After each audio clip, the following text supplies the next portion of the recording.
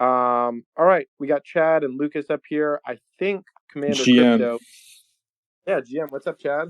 How are you? What's up, Chadsky? What's Hey, up, sir. Wolf? What's going on, guys? Good, doing good. Oh, we got a little Gregory action in the crowd. Legend.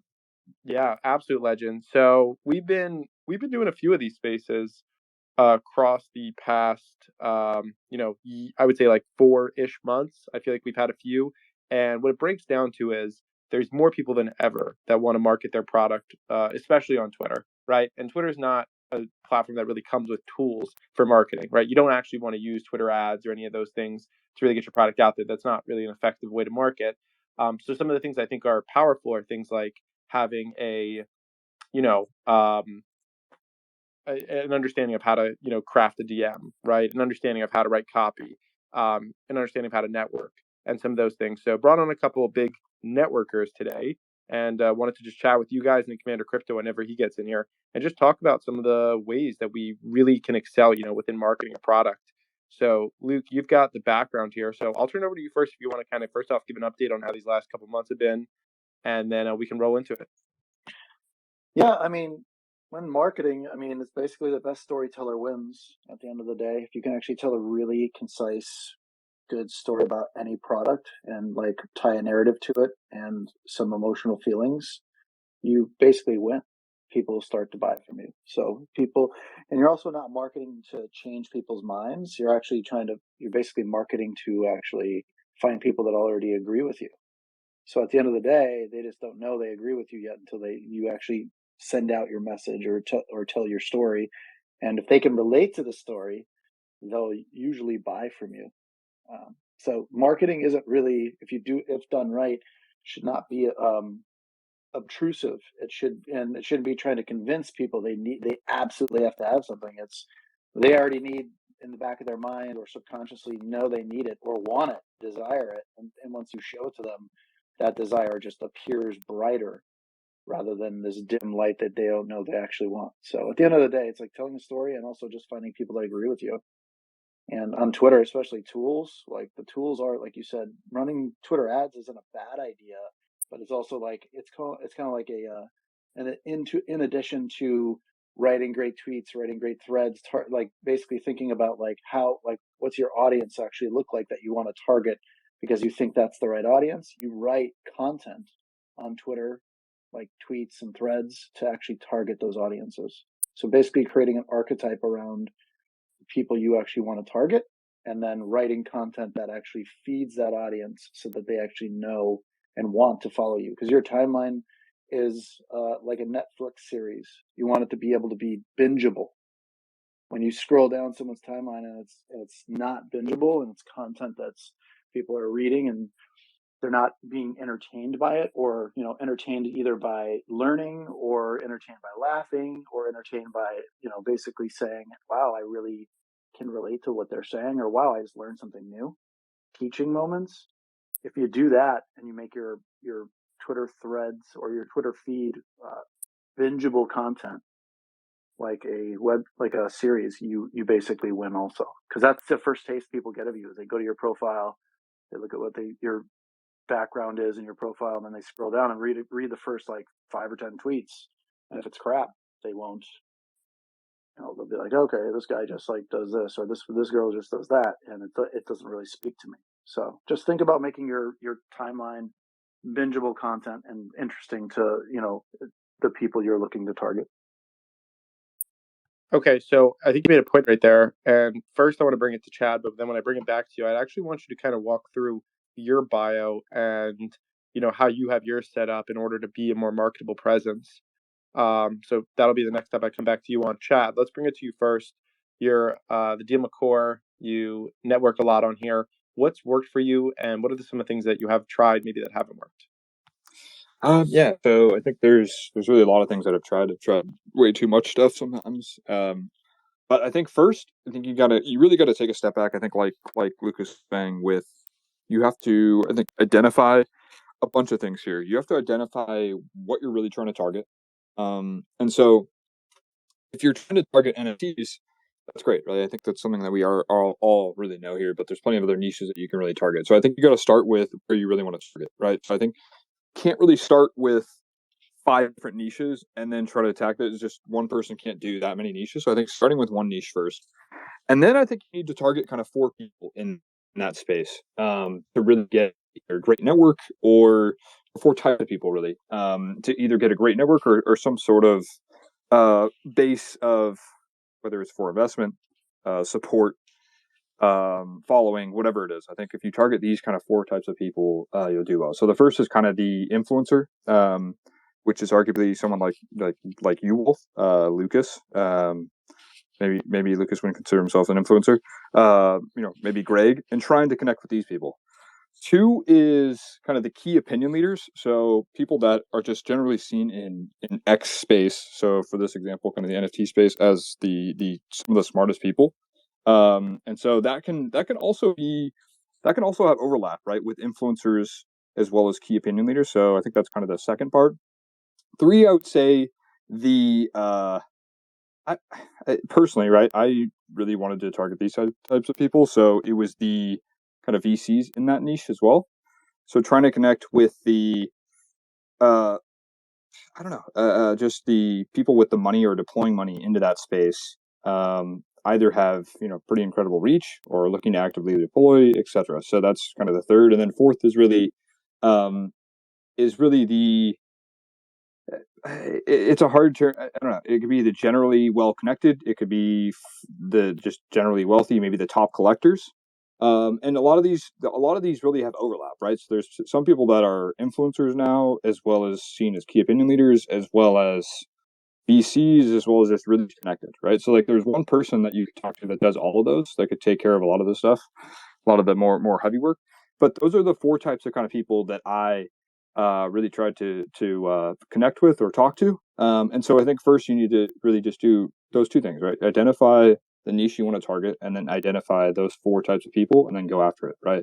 And just hitting up the DMs.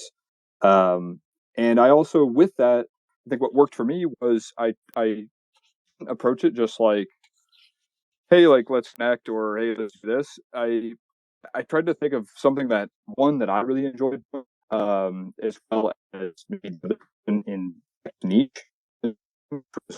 In my case, chess, and tried to play chess with a lot of people in X space. It wasn't the NFT space; it was more generally kind of the DeFi crypto space. And that worked really well, right? Because a lot of the people in that space really liked playing chess or had played chess before and were really not that very good, and were looking to maybe have a little fun on a work day, whatever it was. So that worked really well for me, and was able to get into a lot of people's DMs relatively quickly, as well as just people with pretty large followings. So that's the kind of people I targeted. That's the people I went for. Some success, not all successful, but it's worked pretty well. And I think, Wolf, like, your kind of question was for what didn't work. I'm trying to think on that question right now. I think what you have to realize is when you're trying to connect with people, I think trying not to come at it with trying to get something out of it ASAP. It's gonna take some time to build a solid network, and you're also gonna find people that just aren't open to building their network like you, right? They just don't. They're not careful, or they do not care for really talking to you or wanting to hear anything that you're doing. They're kind of focused on whatever they're doing, or don't want to talk to you. And there's people that are much more open to it. Well, that, like, if you make one connection, another 100 that are great connections. So I think it's important to really focus on, when you are networking and building relationships, that you need to be willing to give basically a lot more, at least at the start, to get really anything. You might have to give kind of 100x to get 1x is kind of how it is. So that's what I would say to some of your questions there, Wolf. Okay, perfect. All right, so Lucas, I'm going to come back to you about why your bio and picture and everything is structured the way it is, and then I'll bring it back to you, Chad, for the same question, and then I want to talk about initial outreach and how to create an initial point of contact. So, Lucas, coming to you first. Yeah, so my bio isn't, I wouldn't say my bio is something to look at and say, wow, this is the best way to structure a bio. I actually haven't put too much work into my bio, because I do spaces so much that people find me and my bio doesn't mean as much to me currently. But when it comes to like getting folks, like basically Chad was just saying, you got to look at Twitter as a funnel, right? And when you're communicating with people, you have to add to conversations in order to network. And to start to add to conversations to people, first is writing your content well, and again, targeting archetype type people. It's the top of the funnel, middle of the funnel, bottom of the funnel kind of a thing. So top of the funnel is interacting and creating content. So you create content so that when you do interact with folks, like say in their Twitter threads, or commenting on anything that they're doing, or liking and commenting and adding value where you can. Like a great example is someone writes something, like Elon Musk writes something and you write something witty back to him, he might actually see it and agree. And all of a sudden your tweet blows up overnight. And all of a sudden people are like, oh, wow, he's interacting with Elon Musk. How cool. There's also the permissionless apprentice kind of type of way of doing things, where if you want to get a hold of somebody, you could actually see what they're actually interested in by reading their timelines. And let's just say it's an NFT person and they have like an ape, and you go and make a really cool derivative of the ape and then just tweet it out and tag that person in it and say, here's the ape, or put it inside the DMs. It's a good reason to communicate. It gives you this entry point of like, hey, I made this for you, no strings attached. I just thought it was a cool looking NFT. Here you go. And then that person, the likelihood of that person retweeting it or tweeting it out for you actually increases probably to a level of at least 60 or 70% chance if they like it. Now, if they don't like it, they probably won't tweet it and just say thanks. But I mean, that's the middle. That's the top, middle, and bottom of the funnel. The top is starting a dialogue with them on Twitter and having them like your content, theoretically speaking. And then the middle of the funnel is, hey, you just leverage their community, that person's community, by actually being of service to them, creating value for them that they didn't have before, whatever that is, which is like commenting back on tweets and that are adding to the conversation and not just trying to ask for something. You never ask for something right away, because it's just a really shitty move, I'd say. Always add value as much as you possibly can and expect nothing in return. And one day, without even asking, that person or people will help you.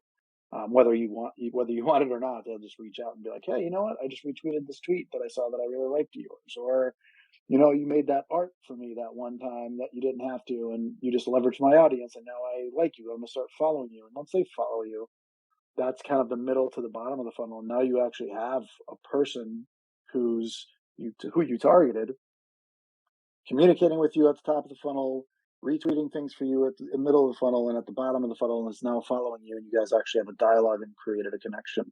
So again, by keeping your timeline like super valuable asset wise, by doing the permissionless like stuff for folks and adding to conversations, it actually really gives a lot of weight. Now back to my profile, I just put in my stuff from like what I'm actually doing right now, and it makes it relevant to the people I'm communicating with. So if they look and they go, okay, he used to work for these companies and now he's doing this. This all makes sense. He's been in tech, because NFTs and Web3 is still tech, right? Everybody talks like it's new, but no, it's just a continuance of technology. And I've been in tech for 20 years. So people ask, it's funny how people ask me, they're like, hey, you're in NFTs. Well, what got you in NFTs? I'm like, it's tech. I've been in tech for 20 years. It's just a continuance of our technology. Just, Web3 is just a marketing term us marketers made up to, identify the inflection point of the web when we start talking about Web3. It's just an easier way of saying we're talking about blockchain and NFTs and metaverse stuff, now, instead of, building apps and software. And yet we're still building apps and software just for Web3 tools. So it's an interesting scenario. But back to marketing, yeah, my profile could be optimized, to be honest with you. I think everybody's profile could actually be a little bit more optimized, no matter what you do. So yeah, just make your stuff content. Your Not content. Not Chad's. Have you seen that profile? Yeah, your profile's dope. Obviously, yours is really good. So it could be. There's always a way to optimize everybody. Nothing's ever perfect, and if you think it is, then you need a third party to look at it, because there's always something that you can optimize. I promise. It's like being the smartest person in the room. You're in the wrong room at that point. So it's a great point. Okay, Chad, want to chime in with some of the reasoning behind yours?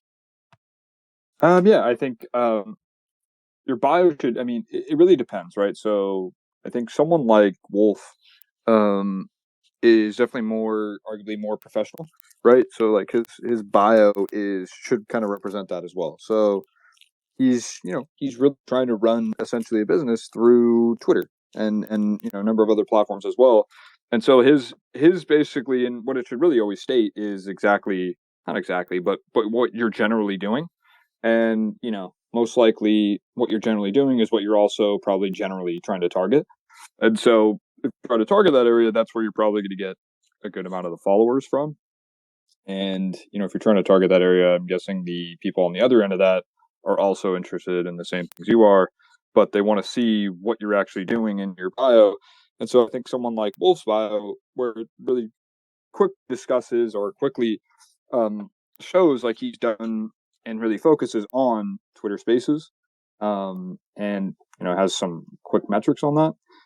Now, someone like my profile and arguably like Greg's or some of the other people in this Twitter Spaces is basically on day one I've been shit posting, and I um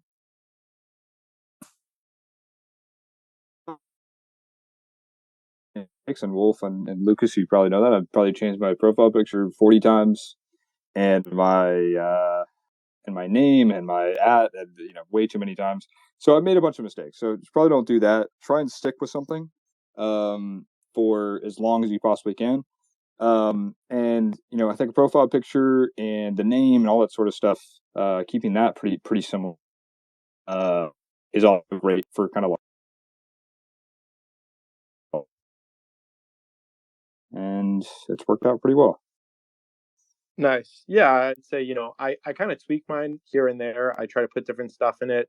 I've Did played I lose around. everyone? No, I'm here. Can you hear me? You guys hear me?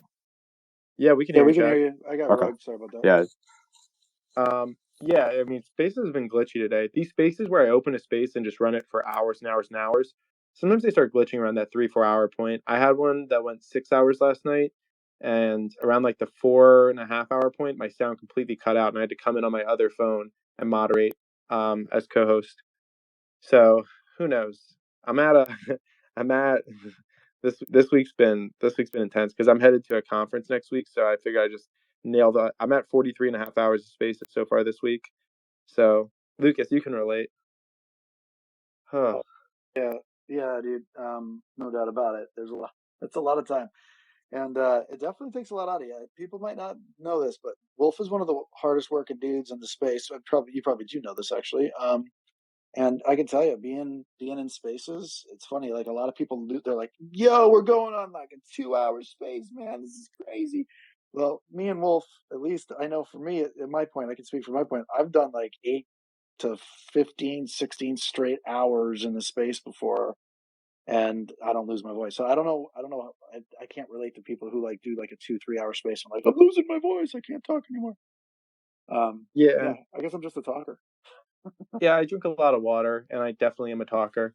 And I also not talking the whole time though. It's more of a moderation perspective. But yeah, like 10, 11, 12 hours, I start getting a little antsy.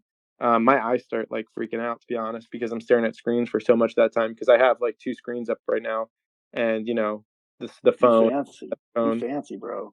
I only have one screen. I But got. I mostly just use the Mac now that I got a Mac. Did I tell you that by the way? That I got the new Mac. no. Oh, you got the Mac, Wait. like So desktop wait, Mac? Wolf. What's your setup? I'm sorry. My setup is now the iPhone 13 Pro, Yep.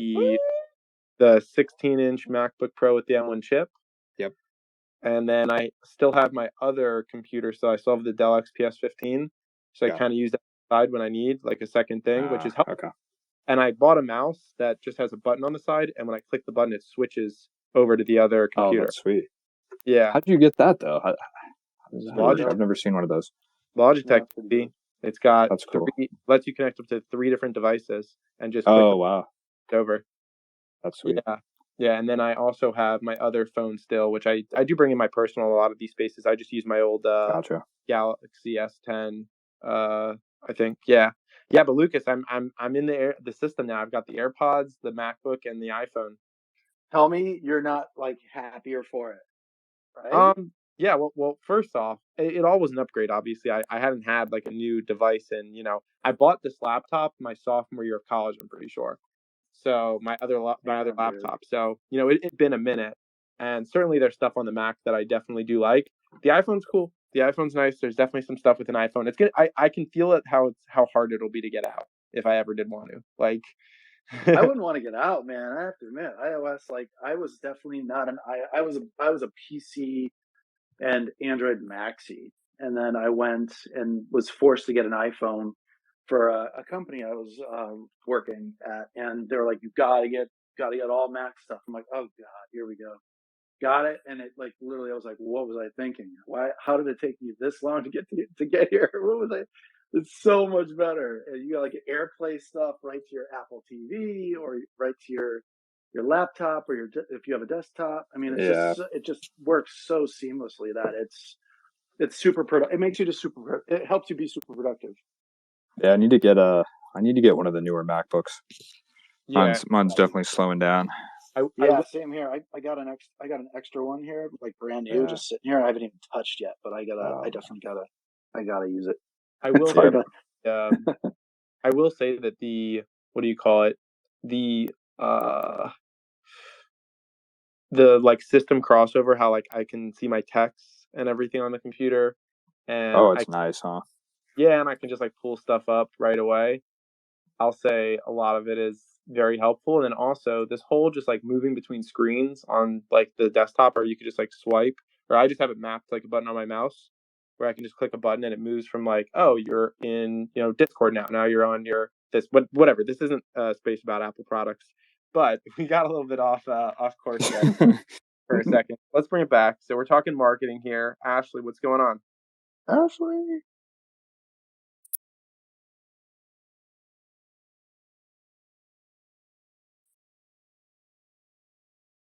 Did I lose everyone? What no, happened? we're No, here. I we're don't we're, know. we're still Is here. Ashley there?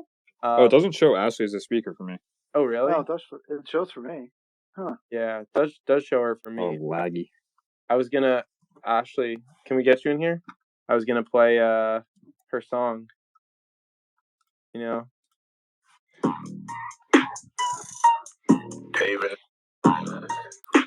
Get you in here, Ashley, and I'll play some more of it. Okay, so Lucas, I got another question, and then I'll bring it back to you, Chad. I think this is super important. Um, how do you establish initial contact? What's the best type of stuff to put in the first time you find someone on social media? You want to reach out to them. You want to make a relationship. What should be in that first message? I don't think there should be that kind of an effort where it's like, oh, I just want to reach out to this person and befriend them and network with them. I think it should be the soft touch is interacting with their tweets and doing a bunch of research on that person and their timeline first. See what they're liking, see what they're retweeting, and see what they're tweeting, and then interact with those tweets is the top of the funnel. So that's the real target. Get them to interact with you on their own tweets because everybody likes people who interact with their content. They want to feel smarter. They want to feel like they were heard.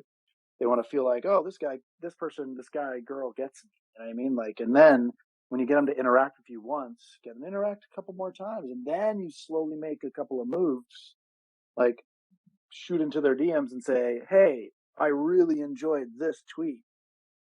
Great content, right? And then make sure you retweet that tweet before you go into their DMs and say, just compliment them on their content and ask for nothing. Because, and in my mind, like I never really myself, I keep it as organic can be. Like I think going after people, targeting them, at least I just do my research on people, and then when I see them tweet, turn on my tweet notifications for them, especially if I'm targeting them in a positive way.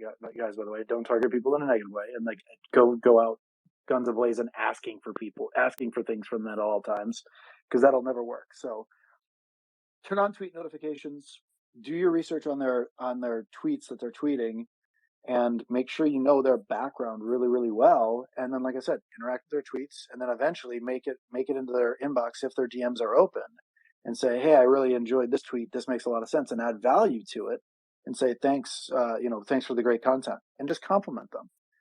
Start with that, and if they react like with a heart or thank you or whatever it is, you've established communication back and forth with someone you recognize as a person you basically want to get in contact with, and someone that you actually think as like, wow, they have value here, and I find them so valuable that I follow them and and basically answer all, or at least comment on all their tweets. I know people that tweet on my tweets or like my tweets, or mostly if they comment, I recognize them, and if they do it on a regular basis, I am 100% more likely to DM with them eventually. But if they come into my DMs, even after commenting on my tweets and interacting with me on Twitter, I definitely, and they come in like asking for something, it's not going to work out. They're not going to make it. And I mean, in my mind, it's like, okay, they were commenting on my tweets and liking them because they wanted something from me.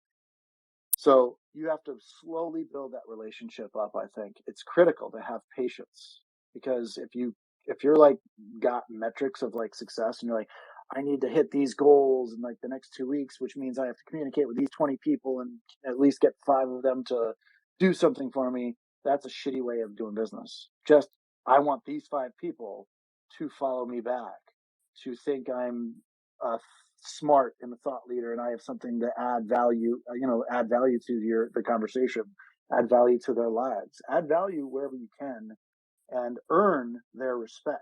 And then eventually you could say, hey, like, you know, have a back and forth conversation. You get, it's just step by step, little baby steps of communicating via like open dialogue on Twitter, getting into their DMs with compliments, actively, slowly building up those conversations in the DMs where you're communicating back and forth.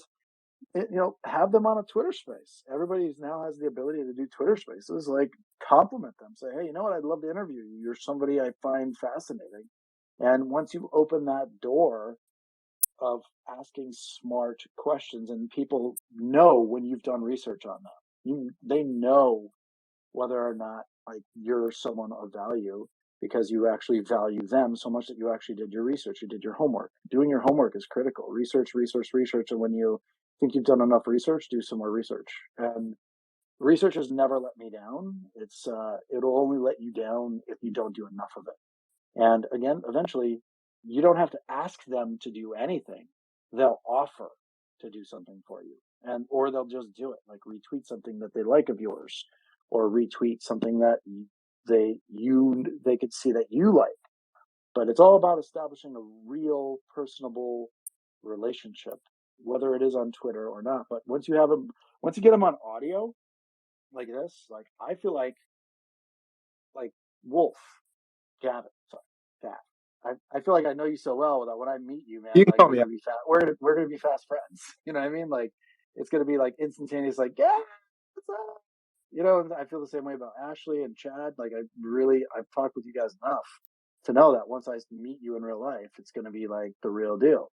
It's just closing that last little piece after communicating with you here. So you learn a lot from people's voice intonations, and also just communicating in the DMs on Twitter, all that stuff. And it all wraps up into meeting in real life, you know what I mean? IRL stuff. So I think it's just building a relationship just like any other time. Like, you can't go to a networking event, shake somebody's hand, and then walk away and think that you guys are best friends. You know what I mean? That takes time to nurture that relationship, even when you meet them in real life at first. Yes, it goes faster because, they can put a face to the name. They've seen you once or twice or 3 times, and then they're like, okay, now I feel like I could, trust this person over, because we've talked a lot in real life. But in this case, everybody wants something from everybody on Twitter, it feels like. And I think at the end of the day, it's just, you have to think of a funnel. If you want to visualize it and say, hey, at the top of the funnel is I'm communicating to them, and middle of the funnel is we're communicating together to each other, and at the bottom of the funnel is you guys are following each other, and you guys are communicated to the point where when you meet in real life, it's actually just the next logical step to actually having that real, true, authentic relationship you've built. And it's one person at a time.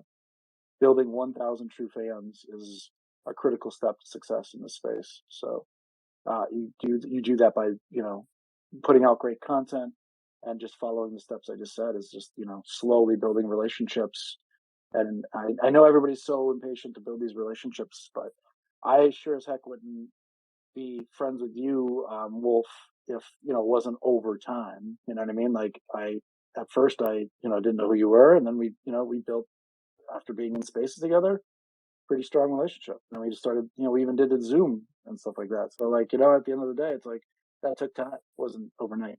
So just know that you have to have patience and networking and marketing, and especially on Twitter, because everybody's strangers until you're not. So don't forget that.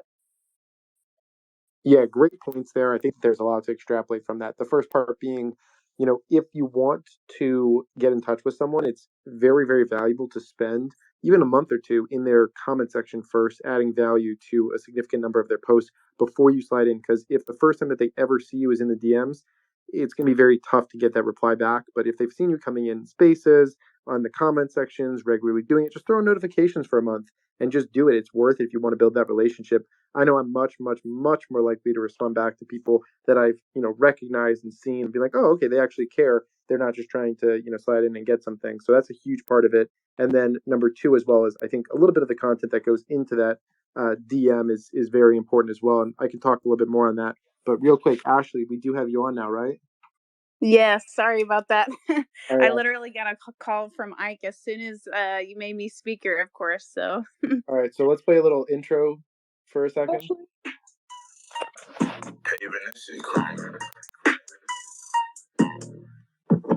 Did I miss this? What is that?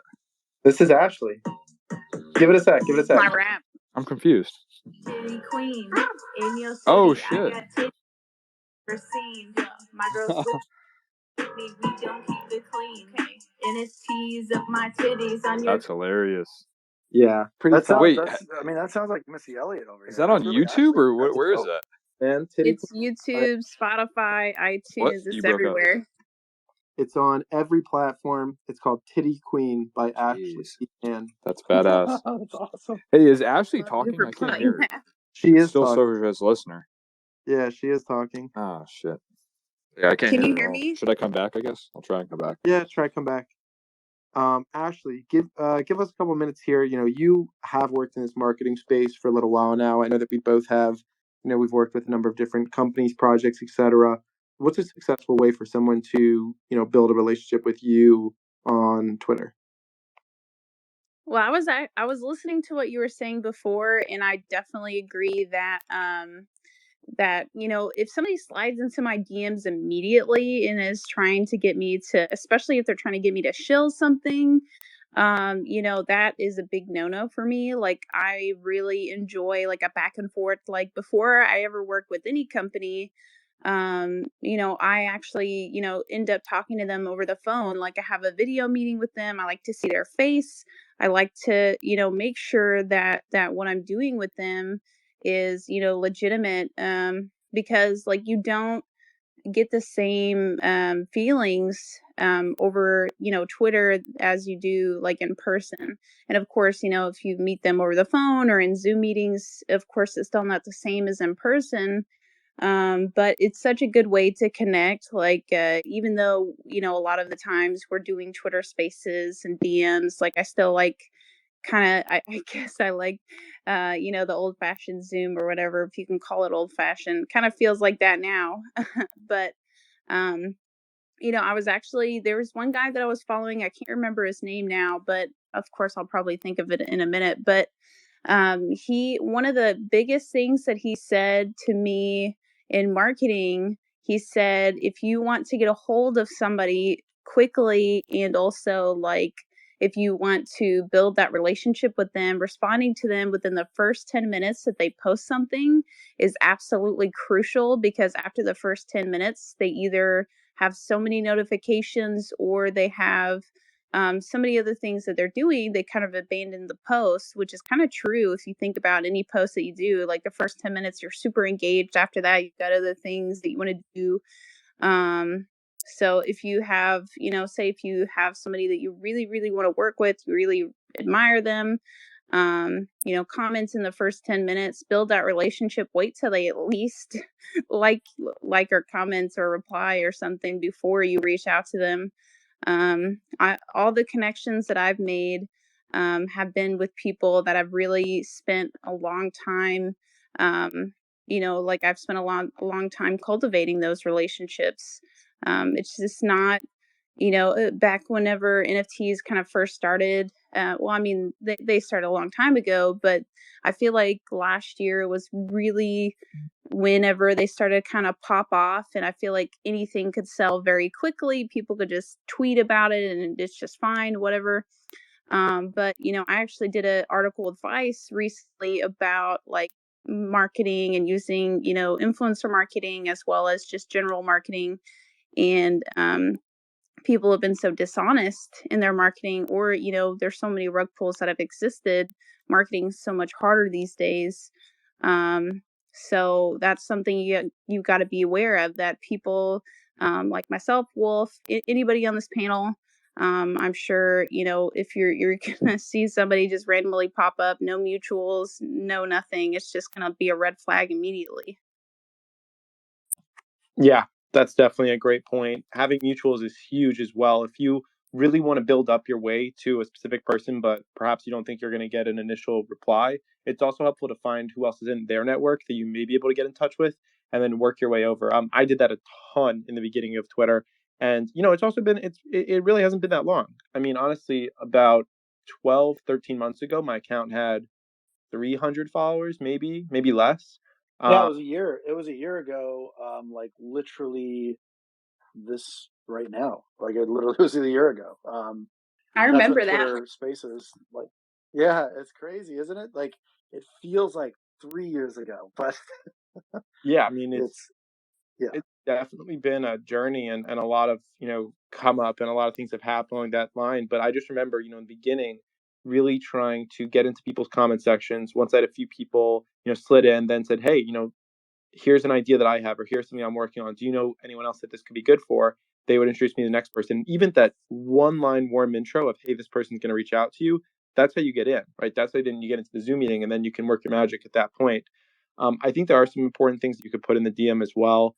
I always like when people show some type of validation of who they are. When I get DM'd by a random account, I just don't know who the person is. But when I craft a DM, let's say I'm sending it to someone first, I do tag my personal account. So I say, hey, I'm this person. They can go check my personal. If I didn't have, a personal account or something big, I could tag a LinkedIn, right? Some type of platform that shows I'm a real person. I'm reaching out to you. I'm not some random scam. I think that's a very important way to show validity off the bat. If you're the CEO or the COO or some type of founder or something, you can lay that out too. Hey, I'm CEO of this company. I'm reaching out about this. You want to also be direct to the point, but if you're going to ask for something, you should be giving something, is my opinion, right? So you can slide in with some type of either an offer for to help the person, whether that's with, here is a free subscription to this. What are your rates, right? What are different things that just imply that you are not just asking for something from the person. It could be, hey, we're doing, a custom NFT, right, in your type of logo. But again, always just keep that in mind. If you're going to ask for something, offer something. It's very difficult otherwise to get that type of response that you want. All right, let's bring in Commander, who popped in here, and props to you for suggesting the idea for the space. I think we'll run this for another maybe 15 to like 30 minutes, something around there. But yeah, just wanted to see if there is anything that you wanted to kind of add into here. First off, any updates, and then just we're talking about kind of how to build those relationships and properly connect with people over Twitter. Yeah, first off, I want to say I apologize for being late. I know that this space was my idea. I have not been getting a whole lot of sleep lately because I've been busy with work. So it's my apologies. Gotcha. Yeah. So what was what were some of the big main discussions here today? Yeah, the main discussion here is just how to create and develop strong relationships over Twitter, specifically for the purpose of, business or for something along those lines. Basically, like we've talked about what your profile should look like. I just talked about a little bit of what should go in DMs. We've talked about getting to people's comment sections. Just what are some of the tips and tricks that you I think you do a lot of advising when people come to you like, hey, I really want to get in touch with, X person, whether that's, I want to get in touch with Pump. I want to get in touch with, someone like, gosh, why am I blanking on his name? Andrew Yang, right? I want to get in touch with Keith. I want to get in touch with Christine Martin. I want to get in touch with Ashley. How do I go about doing this? What's your first like piece of advice to that person? Something I learned very quickly that doesn't work is cold calling is not a thing. Don't do any cold calling. It doesn't work very often. It kind of makes you seem a lot of these people that hold kind of higher status in the community pretty much get cold called in their DMs like a lot. The best way to kind of go about getting in touch with someone like, let's say, Lucas, because he's um, one of those top tier people that I would consider out there. You you don't cold call the guy because he probably has like a 50 DMs every single day, just trying to get in touch with them to either do a project or to ask for advice or whatever, right? The same thing with me. I'm pretty sure the same thing with you, Wolf, and Ashley, and a lot of the people that are probably in the listener section. Um, it's better for you guys to just go ahead and like network your way to these people by the rule of what is that rule called? The one where like everyone's separated by like 7 people in the world in order to get to 6 somewhere. degrees. Yeah, it's like 6 degrees Yeah. of Kevin Bacon. Yeah, right. So use your network, your current network, to get to where it is that you want to be. Ask like your friends, like, hey, do you know this Lucas Bean guy? Or hey, do you know this Commander guy? And have them make the introductions for you. It's a lot better to do it that way, especially in this small, tight-knit community where everyone's trying to get something from someone, or everyone's trying to get people to work on them with something, right? Because everyone here, inherently is here to make money off of NFTs. Yeah, we can all say here that we're going to be here for the art and whatever, but we're all here for an ROI, or to make a name for ourselves, or to get jobs in this community. So by using your network, you're going to have a lot more success by asking your friends, like, "Hey, do you know this? Do you know this person?" So that you can get uh, in touch with them. I've used this trick many, many times in the past to get to where it is that I need to be, so I can make the relationships that I need to get. I've done this in real life. I've done this in situations where I've gone to conventions or events here in Las Vegas uh, to get in touch with people like some of the people that I'm currently doing business with. You you never really want to just walk up to someone and be like, "Hey, um, uh, I know who you are. Here's my card. Let's do business." That's not how that works. It's really cheesy to do that.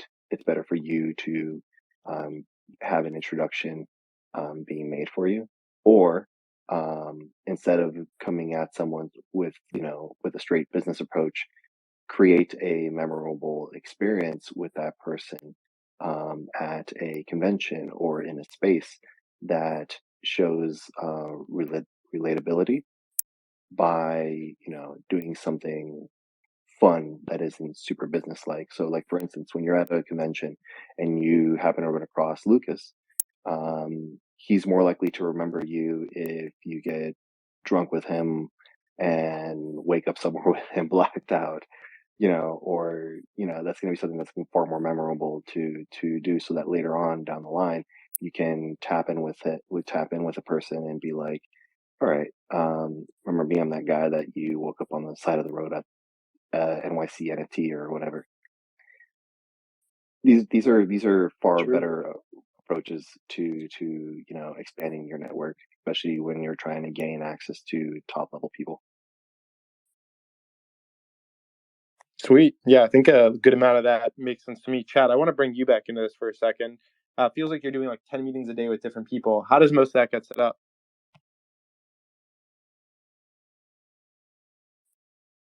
Chad, can you hear me? Oh man, he's getting While we're waiting for him, Commander is 100% right. Like, I definitely get DMs every day. I'm sure you do, Wolf. And I have like a filter, and I check many. I check my spam filter like twice a day, I think, and there's probably like 20, 25. Hey, let me tell you about my project, and it's like this book written in one post, and I'm like, TLDR, dude. There's no effing way I'm reading this. So I just literally just go right back and just leave it. I'm like, I can't read this. And it's That's not that I don't exactly what want I to. do.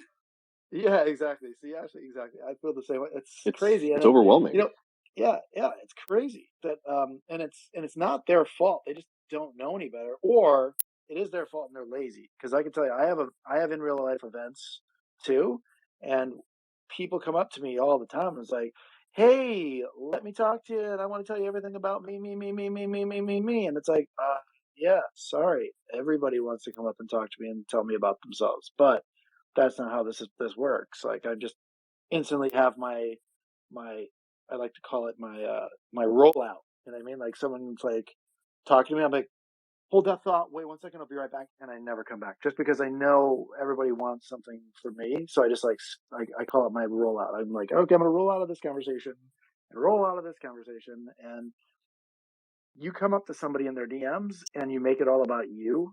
You come up to somebody in real life and you make it all about you, and you're trying to ask for something, and what Commander says, right? Like, put in the time, have some patience, but if you really want to make a connection quickly in real life, he's right.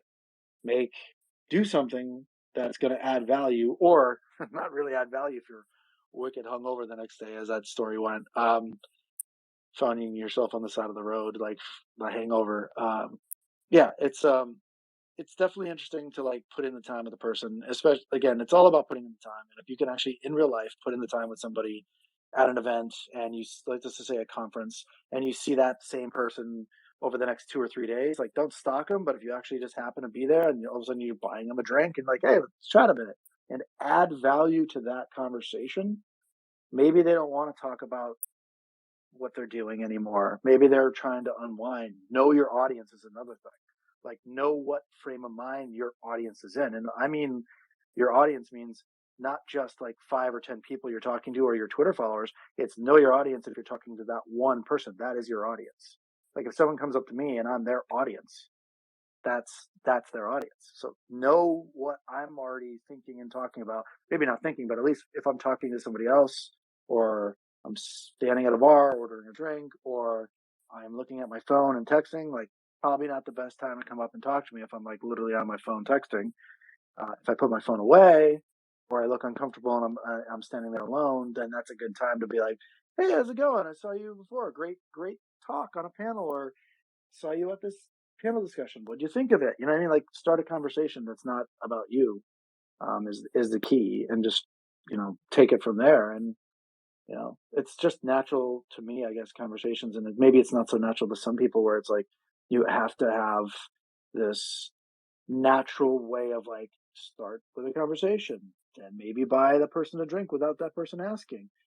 Like, don't ask them what they want to drink. Look at what they already ordered of what to drink and just get them another one. Right? Again, it's just some obvious social cues you can take in real life that you can't through Twitter. I think Twitter's a way more difficult thing to crack, but at the same time, once you crack it, it's just like in real life. You just got to put in the time and have patience in making that relationship. So that's what I think. Commander, you're 100% right, man. So in real life, totally agree. Yeah, you made some really great points just now too. Instead of talking about yourself, allow the person that you're trying to network with or trying to make part of your audience, let them talk about themselves. People love talking about themselves. You know, the best way to network is by allowing the person that you're trying to network with to just simply talk about themselves. It allows them to kind of feel more important. It gives them more trust in you because you're actively engaging in a conversation about what it is that they want to do or what it is that they are planning to do in set event or place or time or whatever it is that you're currently in with them. By allowing them to talk about themselves, you're actually, organically creating that relationship without doing a lot of the work. A lot of people think that, by sitting there and just badgering them with a whole pitch and whatever, is going to be the best way to, create a relationship. That's not necessarily, that's oftentimes not even close to what it is that we have to do. You actually have to do less work by just sitting there and letting them talk about themselves. There's this person that I was trying to get to invest in a company 6 years ago that was part of a VC, and I was trying to get in front of that VC. And what I did was I just went to this. I'm sorry, one second.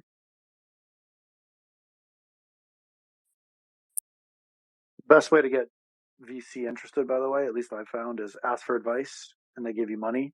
Ask for money and they give you advice. So kind of like add value to venture capitalists as well. I mean, they're people too, and they have needs as well. So just work your way into the conversation. It's super important to actually establish a relationship before you start pitching and trying to connect with a venture capitalist and try to then say, hey, can I pitch in front of you? I mean, these guys go through 50 to 100 pitch decks a day and say no all the time. So their default is going to be no. The best marketing tool that's worked for me is, just showing titties. I'm just kidding. We all have our strategies. I will say though that I know what you're saying though is creating a brand and then hammering that brand is a pretty important part of Twitter. For anyone that wants to learn more about this, I would say go ahead and look at the John W. Rich account, Coked Up Options. He writes some good threads on this from his personal. But basically, people on Twitter, when you find something that works, it pays to hammer that concept over and over because people might not see all your tweets, right? They may only see certain ones. So if you're bringing that back consistently and having a consistent voice and everything, it could do a lot for you. I guess my timeline, my consistent voice is just posting that I'm doing a space.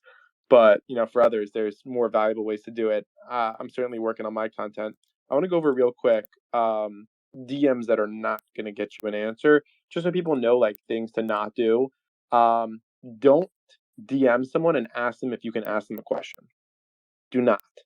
That is a question, actually. Yeah. You ask them a question, that's actually asking. Can I ask you a question? Is asking a question. It is. You deserve to get blocked if you do this. Sorry. I don't make the rules. I just enforce them. That one's a little bit of a joke, but it just happens way too often. All right. Second one. Don't use some weird emojis in yours. Somebody sent me a thing about wanting to give away whitelist my followers, but they called me buddy and sent winking emojis throughout it. And I just didn't like that at all. Very strange, especially if you're doing it to, I think, a female too, probably even weirder. So knock that shit out. Try to keep your emojis in check, when you're doing it. Other emojis that won't get you a response, the word hi, the word hey, sending the words let's collab with nothing else in there, not going to get responses. And by the way, I'm just literally looking through DMs that I have not, asking for financial advice, asking what stock to buy. Those things are not gonna work. Shitting on current speakers on a space, telling me that you hate the speaker that's up here, not gonna work. Not a great way to get in. Let's see what else is gonna be in here. Just looking for people actually have sent you messages like, "I hate that current speaker." Every week. Every week. Ooh, has that happened tonight? No, not today. Thank God. How many have you gotten about me? All right, moving on. No, none about you, Ashley. Okay, let's see what else is in here. I'm looking for more people that were reaching out to try to ask for something. A lot of my DMs that I don't open are people just sending me bits and pieces about stocks and stuff. Begging's bad. Please don't do that. Some people will send me stuff can I do design work for you? And then when I don't answer, they'll send me a please, I need this in my life right now. I can't go on if I don't get some business. Not gonna work. And I don't think it's gonna work on anyone else, to be honest. Just some pieces that just aren't really working there. I just wish more people had an intro when they came in with this. I wish people were hey, here's who I am. Here's, this is me. This is why I want to, this is why I'm reaching out. And here's what I can offer to you, right? Come in with a here's what I can offer to you, whether that's an opportunity, right? Capital, something, right? I think that's the most answered back ones. Oh, if you message, I just followed you, follow back, please. Please no. Please no. Just putting that one out there. Let's see what else there is. I have something that I want to add too. I get so many DMs all the time about just random people out of nowhere or people that I haven't talked to in, months. Just like, please retweet this. And I'm like, I don't talk to you ever.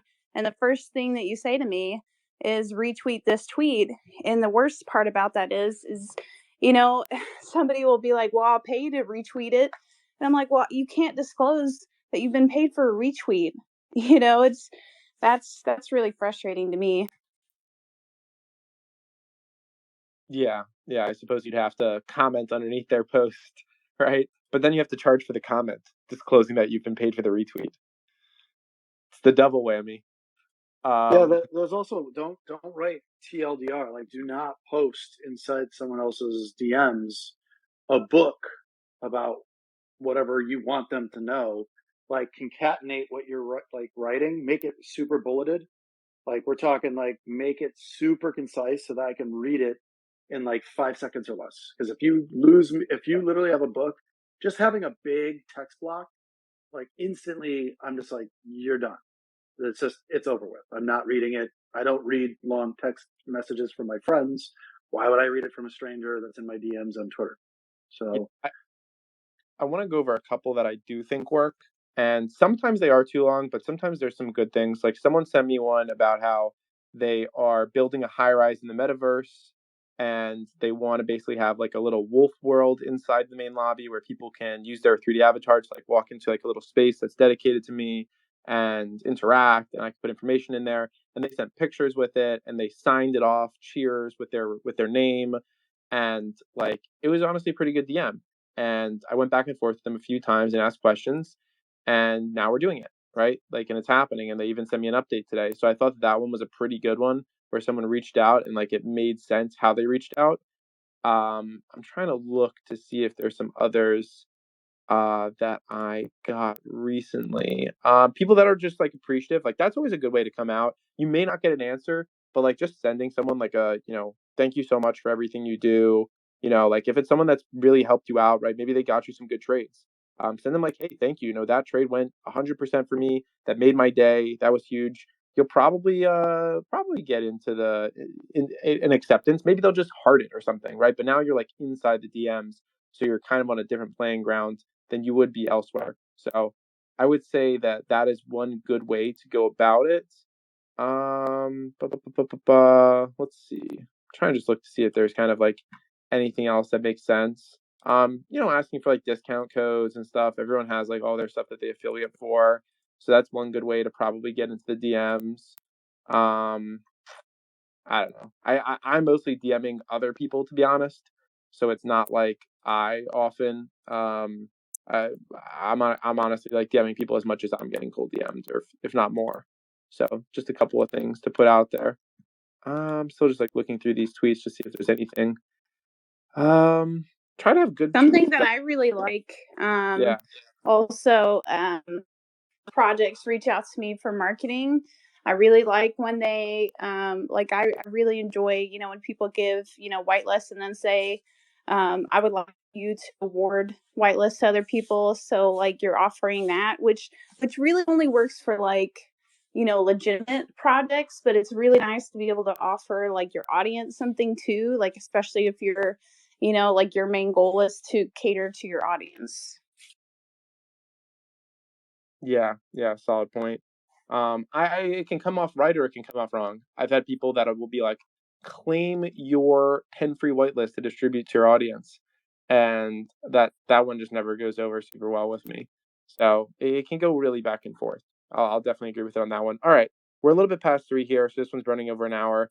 I've been on Spaces for 4-ish hours straight today. I have another space coming up in an hour. I have another call coming up soon, so I'm probably gonna hop off. But I just want to give everyone kind of some closing comments here. Hopefully, some of the content was helpful for the audience. Again, it would have been nice if somebody like told me in the beginning stuff to do. I kind of had to figure it out by trial and error. I didn't really know the things that were going to get me answers through DMs. It just took a lot of time and effort crafting DMs, building up a personal account, doing different stuff like that. And eventually it led into where it's at now, where my whole job, my whole life is Twitter. Transparently, we can say this is a very profitable place to be in. at this point, right? But it wasn't for a long time. It just was a lot of banging my head against the wall and just like doing Twitter Spaces for free for forever. So the game has changed at this point, and it's in a different spot. But everybody has to start from somewhere. And again, it doesn't take years and years and years. Like this took 1 year. Honestly, it took like 7, 8 months of being like full time dedicated to Twitter to start like seeing revenue. So I'll kind of put it at that. Hopefully that's helpful for people to just kind of have in their minds. All right, let's just go around, get any final thoughts here. Ashley, anything else you want to share? Just appreciate you doing this space. Just if you're looking to, market your particular project, just remember like to do natural marketing. Don't do paid shills. If you're somebody with, however many followers and you're sneaking in people's DMs saying, here's my rates, that's a big, big no. But yeah, good luck to everyone, with your projects, with the connections that you're trying to make, and always, always be genuine. Yeah, agreed. I never respond to those ones about, here are my rates, big accounts with no engagement for sure. Okay, Commander, anything else you want to say here?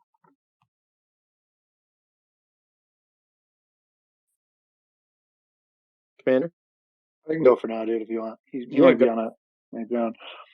I just want to make sure everybody remembers. Just make sure you make a your timeline a bingeable content feed, so that when people come to check you out, you have some really good insights and content on your feed. Make sure your profile is up to date as much as possible, or however you want to be perceived, and make sure you add value to comments.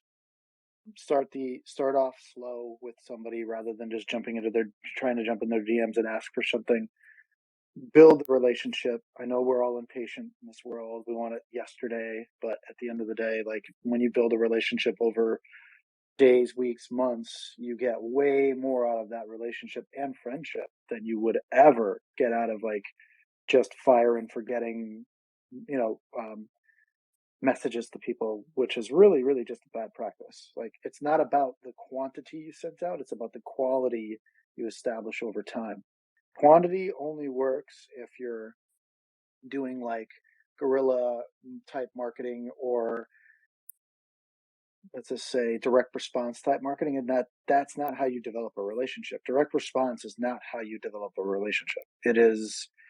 Twitter is a relationship platform, and if you look at it as a marketing platform and not a relationship platform, you're going to fail. So just think of the top, middle, and bottom of the funnel. The top of the funnel is build out your profile, make it bingeable content, write up your profile really well, communicate with people. Second middle of the funnel is communicating back and forth with the person you're actually looking to communicate with, whether it be in public or in the DMs. And eventually the bottom of the funnel is having them follow you, you follow them, and adding value where you can. Don't ask for something until you actually feel like you have a very strong relationship. I think it's all about building relationships one person at a time. So just my 2 cents. Yeah, it totally is. You're very correct. Shout out Lucas. That relationship convinced me to get the new iPhone. So that was good. Shout out Ashley. Shout out Ashley for hosting me while I got the new iPhone. Ordered it to her house. Oh, nice. All right. Yeah. But yeah, a lot of great relationships, and obviously, I've been able to meet Ashley in person. Luke, I'm sure we'll meet in person soon. Are you in LA? I'm in LA. Are you in LA? I'm flying to LA on the 15th. Okay. So let me see. I think I'm going to be in, what's it called? Scottsdale. Oh, yeah. Okay. So you're going to be here the 15th. Perfect. I'm So flying. I'll be in Scottsdale from like the 12th to the 15th, and I'll be back to LA for 2 weeks, and then then to Austin. So Ooh, awesome, dude. We're going to hang out. let's connect. You guys Definitely. going to be in Vegas anytime soon? I will be I'm in going to Vegas be in Vegas. Wednesday. I'm flying to Vegas. Oh, Same. then Wolf. Then I'll link up. Let's do Yeah, it. We're going to be there for Command- FinTwix conference, so we'll be at the Aria. Hey, Commander. How far away is Phoenix from Vegas? I'm actually going to be in Phoenix on the 10th to get a tattoo. So Nice. You're going to Phoenix for a tattoo. Yeah. I'll be there on the 12th through like the 15th, I think. So, but Vegas is a 45-minute flight for me, so it's pretty easy, bro. Nice. Okay. Well, let's all chat on it. Yeah, Commander, me and Ashley are both flying into Vegas for that conference, so definitely hit us up. And Lucas will make it happen once I'm in LA. I'm literally just coming to LA to network. That Nice. is the goal. And a party. So make it happen. Okay. Thanks, everybody. Commander, any final words you want to say on here? Just thank you for hosting the space, and then appreciate you doing this, and let's do it again where I'm not late. Let's do it. Okay. Thanks, everybody who tuned in. This has been about 4-ish hours of content. We did live trading with the Women of Wall Street. We rolled that right into a space with the fancy meta bears. Ashley, did you actually see that announcement? You did, right? I saw you commented. Wait, which announcement? That I am collabing with the fancy bears, and Yes, we are that's right. I love fancy bears. we're going to do 20 NFTs, and the utility is the NFT holder gets to come up and pitch their project, company, whatever they want for 5 minutes on a space. That's a good idea. Yeah. So it's a little bit, it's unique, right? And I definitely think it has value. I mean, I know it has value. People pay for it. Okay. With that being said, thank you everybody who tuned in. Bunch of spaces today. We also announced the Market Madness winner. Shout out to Kirk Gavin for winning that. And that's going to be it. I'll be back on spaces in 49 minutes for FinTwit Friday. Catch me then. Take care, everybody. Thanks, guys. Thank you.